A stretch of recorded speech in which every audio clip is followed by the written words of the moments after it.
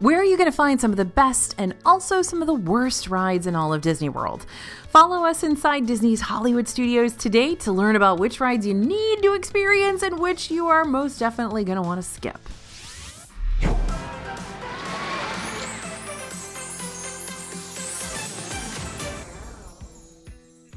Hey everybody, it's AJ for Disney Food Blog. Disney's Hollywood Studios is all about dropping you inside the movies so you can star in your very own story.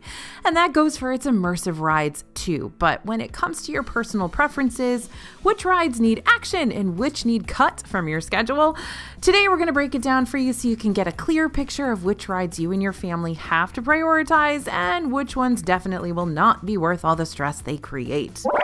So today we're going to start with the best rides. There are so many amazing rides in Hollywood Studios, and it may seem like the park has a lot of rides, but in reality it only has 9. It's just that the rides that this park does have are for the most part wildly impressive and incredibly distinct from one another. The lines can also get super long, so you got to make sure to prioritize which ones you think or already know are going to be your all-time favorites. So let's talk about which rides in Hollywood Studios are best for what types of people. For those thrill seekers, if you're looking for the biggest thrills of the park, all you gotta do is walk right to the end of Sunset Boulevard, where the 2 biggest adrenaline spikers reside. The Twilight Zone Tower of Terror isn't gonna be a ride you'll easily overlook. It's a 13-story drop tower. It happens inside the iconic Hollywood Tower Hotel, otherwise known as the main beacon of the park, or the Weenie. Now, folks who are 40 inches or taller will be invited if they dare to step into the Twilight Zone Tower of Terror's rickety and super haunted service elevator. Why do you agree to do this? No clue, but hey, we're not here to judge. And then, as all good drop towers do, this one drops ya a lot. How many times? It all depends on how Tower of Terror is feeling that day. The drop sequences are completely randomized, so your fate will always be decided by the hotel and the hotel alone. Lines for this ride can get pretty intense throughout the day, but fun fact, if you happen to see the wait time posted at 13 minutes, that actually means Tower of Terror is going to be a walk-on for you, because lucky number 13 is going to treat you right. Now, Rock and Roller Coaster isn't inconspicuous by any means, but you're not going to see it towering over the park like Tower of Terror. Instead, once you're about to reach the end of Sunset Boulevard, you can make a quick left turn underneath the upside-down stretch limo and find this high-speed attraction. Rock and Roller Coaster is an indoor coaster that launches riders who are 48 inches or taller, 0 to 57 miles per hour in 3 seconds flat. Hey, you gotta get to that Aerosmith concert on time somehow, right? Your super stretch limo will go upside down and take on sudden drops in a setting that's almost as pitch black as Space Mountain in Magic Kingdom, but not quite. The Hollywood traffic signs help light your way just a bit, but holy cow, that PhotoPass camera flash at the beginning is blinding, so brace yourself for momentary spotty vision. At the time of this video's release, Rock and Roller Coaster is currently closed for an extended refurbishment until this summer, but we'll let you know just as soon as it's back up and running yet again. Now, how about for those of you who love complete immersion? This is one of the parks where you're definitely going to find that. I'm all about a ride that'll not only be a fun time, but will also get me so wrapped up in the storyline that it'll make me feel like I really am an important part of what's happening. So, fortunately for us, Hollywood Studios has got a lot of those. They're ultra immersive, they do a top-notch job of suspending your disbelief, even if just for a bit. Of course, we can't talk about ultra immersion without shouting out Star Wars Rise of the Resistance first and foremost. It's trackless, it's dark, it's suspenseful, it has giant AT-ATs. It checks off all the boxes for what it takes to be a state-of-the-art immersive experience. Guests 40 inches and taller will be able to join the Resistance on a journey that starts once you step foot into the queue. In the pre-shows alone, you get to meet BB-8 and Rey and Lieutenant Beck, and that's before you suddenly get, spoiler alert, captured by the First Order. Even the cast members play a role in this attraction, so when I say this ride has it all, I mean it really has it all. The ride does have its fair share of issues, unfortunately, which we'll talk about more later on, but in general, we really do love when everything works out and we can become part of the Resistance without any hiccups. Now, for a less intense but still super thrilling trackless dark ride experience, you can head on over to the Grauman's Chinese Theater replica, located in the heart of the park, to ride Mickey and Minnie's Runaway Railway. Runaway Railway is actually the first ever ride-through attraction starring Mickey Mouse himself, if you can believe that, and it features an original storyline, an original song, and a new type of immersive screen-based technology that Disney refers to as 2.5D, which basically means these two-dimensional cartoon characters can be brought to life without you needing to wear 3D glasses to make it happen. One of the most immersive parts of this experience, however, is during the pre-show. The pre-show sets the scene, letting you know that you're about to see the premiere of Perfect Picnic, a Mickey cartoon short featuring Mickey and Minnie out for a leisurely drive to Runamuck Park. Suddenly, Engineer Goofy shows up in his train. As Mickey and Minnie cross over the railroad tracks, Pluto and their picnic basket fly out of their convertible, and subsequently a cream pie lands in the steam engine smokestack. This causes Goofy to lose control of the powerful locomotive, and the train comes crashing into the station and into your pre-show room. Oh my goodness. This is an extremely important part of the ride because this little explosion creates the seamless transition from the real world into the cartoon world. 10 out of 10 Imagineering. Way to go, Kevin Rafferty.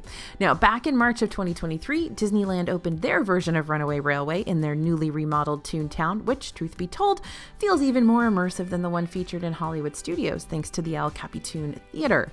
The Disneyland version of Runaway Railway has an interactive queue with special exhibits created by the Toontown Hysterical Society that showcase life in Toon World. But aside from the queue, the pre-show and rides are nearly identical in California and Florida. There are a few little Easter eggs in there that are different, like the nod to the Great Movie Ride in the Florida attraction and the Aloha Shirts store over there in California, but that's another story for another video. Don't worry, we have all those Easter egg details on DisneyFoodblog.com if you want to look them up. And I've also got to give one last shout out to Tower of Terror because the sense of dread and excitement you feel all at once just as soon as you step foot into that decrepit hotel is thick. I've actually had dreams about that hotel and actually staying in it. Now, from the Rod Serling pre-show to the eerie elevator music to the actual elevator itself lifting out of its shaft to literally cross you over into the Twilight Zone, it is brilliantly executed and scares me every time. Alright, so let's get out of the Twilight Zone for a bit and find a few rides the younger members of our group are going to enjoy too. If you head over to Toy Story Land, then you're going to find 3 rides, all within a few steps of each other, that toddlers and kids and even adults are going to love riding as a family. Alien Swirling Saucers is a flat ride where you, well, spin around while techno-style Toy Story music plays overhead.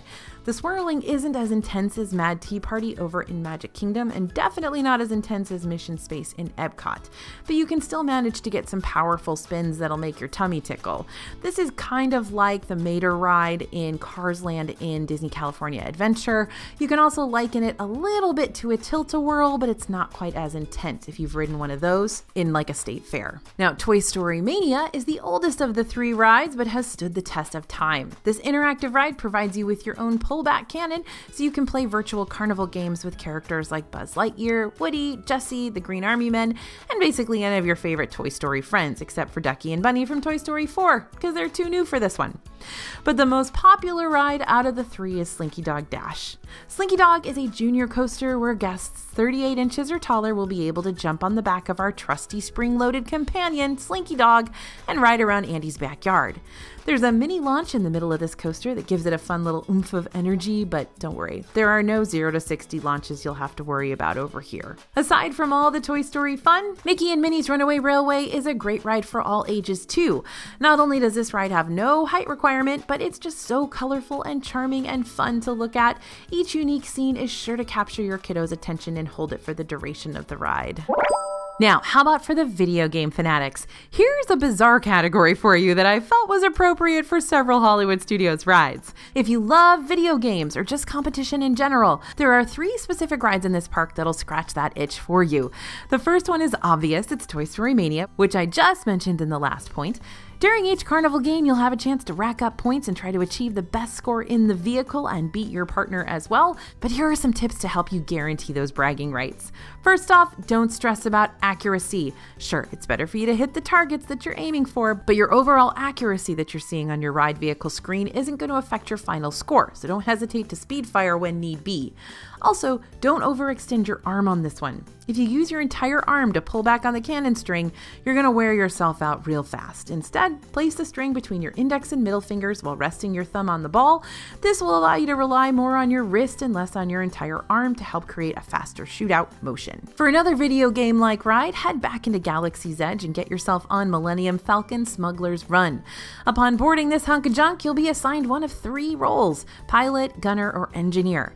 Depending on which role you've been assigned is how you're going to experience this interactive flight simulator. Engineers need to be prepared to fix any systems that break down and keep the Falcon up and running. Gunners will have to shoot bad guys, a lot of bad guys, and pilots will probably be getting yelled at by the other riders on their team. Only sort of kidding. Being a pilot's a great honor and a lot of pressure, especially when you're in charge of not crashing. Guests who are 38 inches or taller will be able to help Hondo Ohnaka deliver contraband cargo to aid the resistance. Just remember, your role is important and impacts the results of the whole ride. Now, although Star Tours over in Echo Lake doesn't have that competitive layer to it like the other 2 rides do, it still has a lot of replayability, so to speak, because you've got the chance to experience a new ride-through every single time you ride this screen-based flight simulator. Star Tours features tons of alternative scenes inspired by all sorts of different settings across the Star Wars canon. There's also the potential that you'll be chosen as the rebel spy of your ride vehicle, so be careful about what kind of expressions you're making when you sit down. Your picture just might flash up on the screen at the start of your adventure, so no nose picking. Now, how about rides with queues you won't mind waiting in? The truth, Disney's Hollywood Studios has some of the longest wait times for its rides, and that's for a number of reasons. For starters, like I mentioned earlier, this park only has 9 rides, and the majority of those aren't throwaways. They're heavy hitters that several guests are going to put at the top of their must-do list. Though I don't always recommend investing in Disney Genie Plus, aka that premium planning tool on your My Disney Experience app that helps you skip over the main queues in exchange for shorter wait times, I do usually recommend investing in it for this park in particular. But if you don't want to potentially pay $15 to $35 or more per person per day to help you bypass those lines, then you're going to need to know just how to navigate this park without having to spend the majority of your day waiting and waiting and waiting. And we'll get to that when we start talking about some of the worst rides in the park, because let's be real here, even good rides can feel like bad ones when you've waited way too long to experience them. So what we are going to talk about right now, though, are the rides that have queues you might actually enjoy standing around for at least a little while. Yep, I mentioned before that I'm a bigger fan of the queue over in Disneyland for Mickey and Minnie's Runaway Railway ride, but there is something to be said about the queue for the Hollywood Studios version too. It's not exactly the most exciting queue ever, but the majority of it takes place inside the theater, and that means you'll be able to get out of the sun and into the shade. Plus, a small outdoor section of the queue before you enter the theater will take you past the cement handprints and/or footprints of real celebrities who've made their mark in the park. Granted, they're mostly 80s celebrities, but that's okay. You've also got Harrison Ford and Jim Henson in there. And Kermit the Frog, of course. Timeless. Toy Story Mania also has a queue that mainly takes place indoors, but it also has a ton of extra things to look at while you're waiting around. Because you've shrunk down to the size of a toy, you're surrounded by a lot of oversized and colorful board games and Tinker toys, little golden books, etch-a-sketches that want to play a game of charades with you, you name it. But one of the coolest parts about this queue is Mr. Potato Head, who's waiting to chat with you while you're in line. To help pass the time, you can download the Play Disney Parks app, which features a bunch of games that are specific to certain Disney ride queues. For Toy Story Mania, you can join the Play Set Party, where you'll not only get the chance to play games, but also help track down Stinky Pete, who's somehow escaped from his box and is sneaking around the Toy Story Mania queue as we speak. And speaking of the Play Disney Parks app, you can also use this free download to access your Star Wars data pad to use around Galaxy's Edge. While you're waiting in line for Smuggler's Run, the data pad will assign you missions to collect cargo, hack into technology, and maybe even make a secret identity for yourself, just in case someone tries to pull you aside for questioning. Aside from the Play Disney Parks app, the queue for Smuggler's Run can get pretty dull. However, this ride also has a single rider line available if you don't mind splitting up your party for a potentially much shorter wait. All right, if you've done the math, then you've probably already realized we've called out all 9 rides in Hollywood Studios and deemed them the best. But here's the thing, not every ride is going to be the best for every person. So what could end up being one guest's favorite ride could end up being the worst ride experience ever for you and your group. I'm looking at you, Tower of Terror. So let's call out the potential worst Hollywood Studios rides next so you can avoid them or navigate around their glaring flaws if need be. We're going to start with the breakdowns. I guess we shouldn't be surprised that a Hollywood glitz and glamour inspired park would have its fair share of drama and meltdowns, right? But it's still super disappointing when it happens. What's even more disappointing is the fact that some of the rides break down a lot more often than the others. The worst offender for this is that state-of-the-art ride we raved about earlier, Rise of the Resistance, bless its heart. Come to find out, all those moving parts and advanced tech come at a price. This ride breaks down a lot. I even pulled up the My Disney Experience app just now to check on Hollywood Studios ride wait times, and yep, sure enough, Rise is temporarily unavailable yet again. What's even more frustrating is if you purchase an individual lightning lane for this one, because Rise of the Resistance is the most popular ride at the park, you're not going to find it in that standard Genie Plus line bypassing ride list. Instead, you'll have to pay for an individual lightning lane to skip over the line of this attraction, which will cost you per person per single ride through. If you purchased a Lightning Lane pass for Rise of the Resistance and you're in the Lightning Lane queue when the ride breaks down, you will likely receive an Experience Redemption pass that'll be good for one ride on Rise of the Resistance at any time later on in the day when it reopens, if it reopens. However, if Rise of the Resistance for some reason does not reopen, which I hope isn't the case for you, you could be refunded for your initial Lightning Lane purchase. You'll just need to talk it over with guest services at the front of the park. And by the way, don't assume you'll get a refund. Definitely go to guest services and talk to them about it. Along with Rise, Mickey and Minnie's Runaway Railway has had its fair share of breakdowns too, and Tower of Terror could experience some issues with running both sides of its elevators. If that happens, the line for this one turns just as slow as molasses and might even have to shut down for a bit. So what should you do if a ride you were really wanting to ride breaks down before you get the chance to experience it?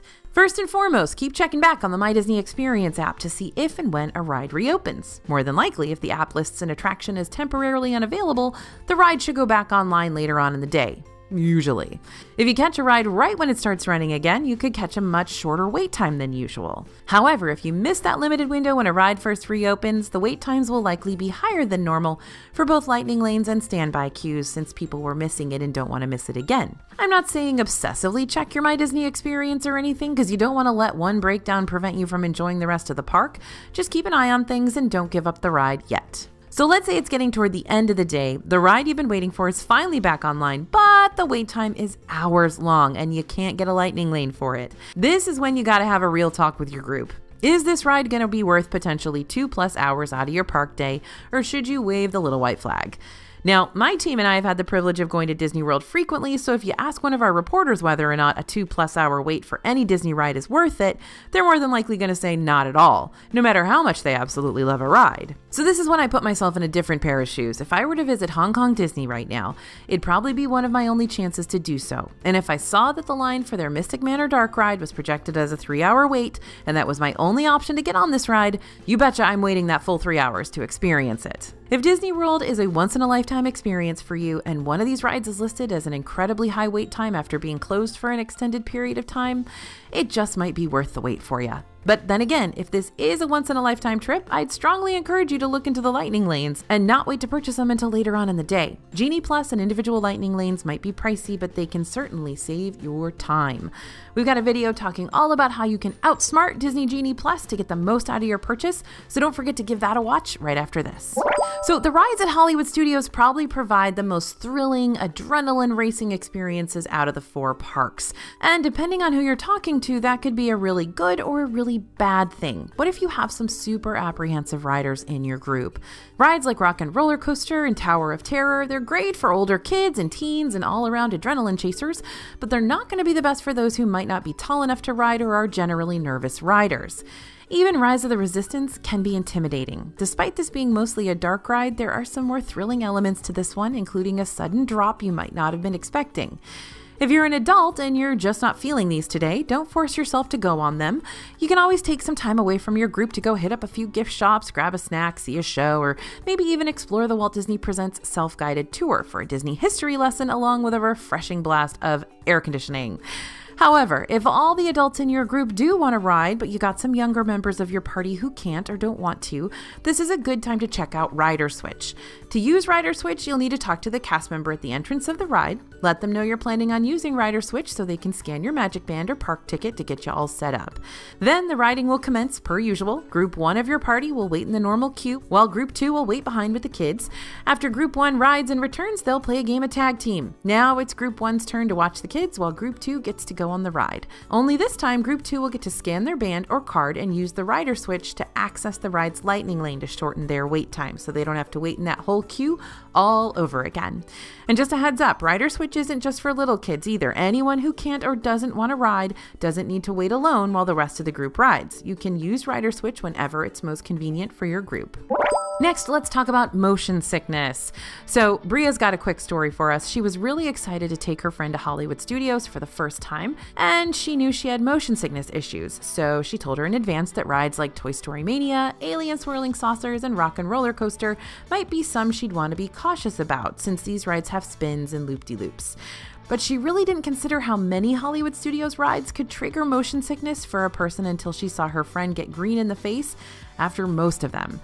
It's not just the spinning rides that can trigger motion sickness. Hollywood Studios has a lot of screen-based rides that might make you queasy too, like Runaway Railway, Smuggler's Run, and Star Tours.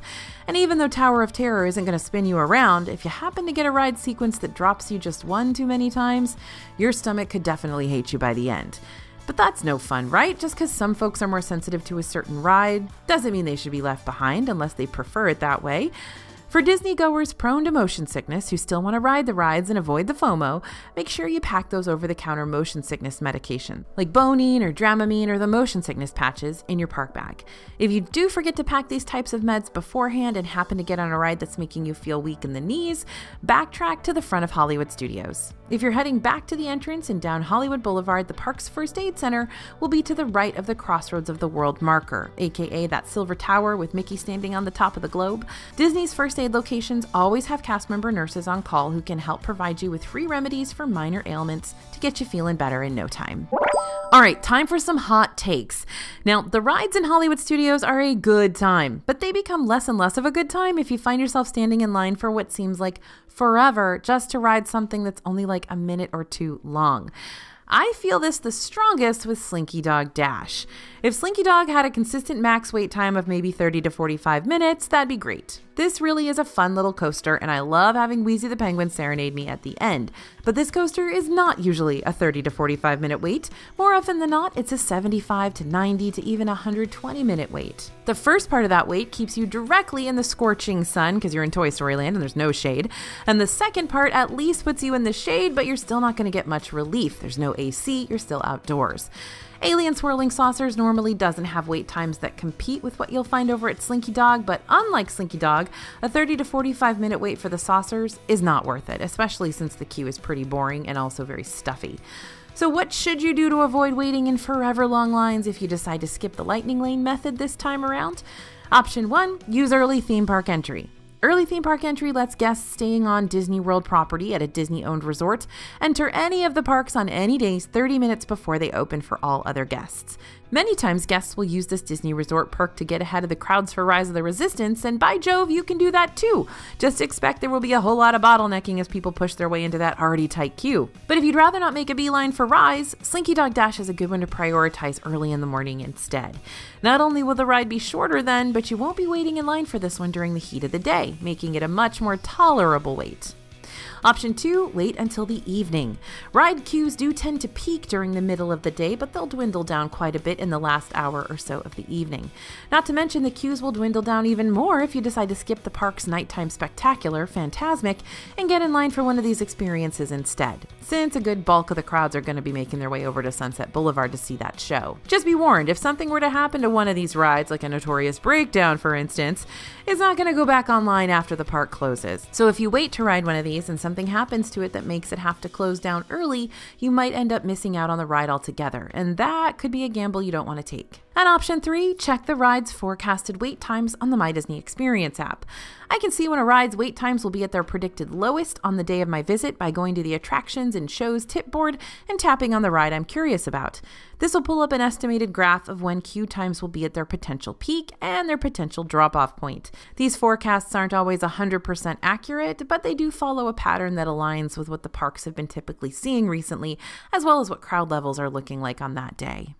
So Disney's Hollywood Studios has plenty of A-list rides for you to experience, but now it's time for you and your group to decide if all these attractions deserve starring roles during your upcoming visit, or if only a few of them deserve a moment in your story's spotlight. How about that for wordplay? Oh my goodness, Bria. Props. Now make sure to keep checking back here with us. We'll keep filling you in on all the latest Disney park news, reviews, and interviews. I just wanted to find something else that rhymed, but it's all true. So win-win for Bria. Thanks for listening, everyone, and thanks for watching. As always, this is AJ for Disney Food Blog, and we'll see you real soon.